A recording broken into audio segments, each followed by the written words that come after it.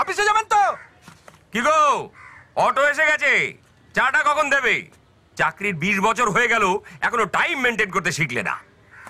মেয়েরা ওরকমই কাকু, সব ব্যাপারে অনেক সময় লাগে, আর বলতে গেলেই যত দোষ। এই, তোমায় কথা বলতে কে বলেছে? ওই চাটা হবে না হবে না? আরে এই তো হয়ে গেছে, আনছি। তাড়াতাড়ি করো।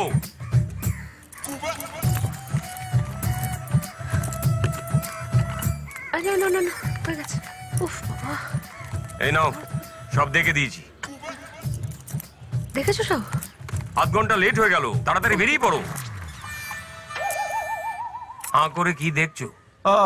আপনি যাবেন না? যেই যাক, তাতে তোমার কি? তুমি তো একই ভাড়া নেবে। যাও যাও, আমার বউকে নিয়ে যাও। হ্যাঁ ঠিক আছে, আসি, বুঝলে? হ্যাঁ, এসো এসো। দুর্গা দুর্গা। মা, তোমার ছেলে ইঞ্জিনিয়ারিং পাশ করে গেছে। কার ছেলে?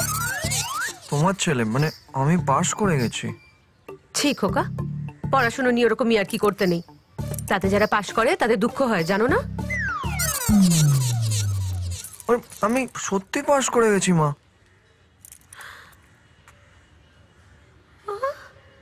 বাড়িয়ে দাও তোমার হাত, আমি আবার তোমার আঙুল ধরতে চাই।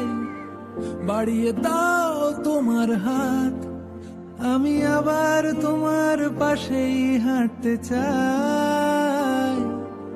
বাড়িয়ে দাও তোমার হাত, তোমার হাত। এতদিনে তাহলে পড়াশোনার থেকে তোর গাঁট কাটলো, বল? হ্যাঁ মা। এবার কি করবি? এই একটা প্রশ্ন সব স্টুডেন্টদের খুশি 1 সেকেন্ডে শেষ করে দিতে পারে। আচ্ছা, আজ সন্ধ্যাবেলা তাড়াতাড়ি বাড়ি ফিরে এটা নিয়ে তোর সঙ্গে আলোচনা কর, কেমন? আসি।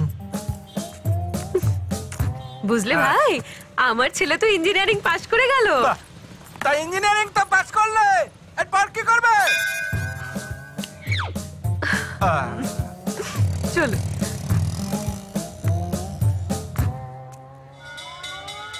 এই, আগুন লাগলো কি করে?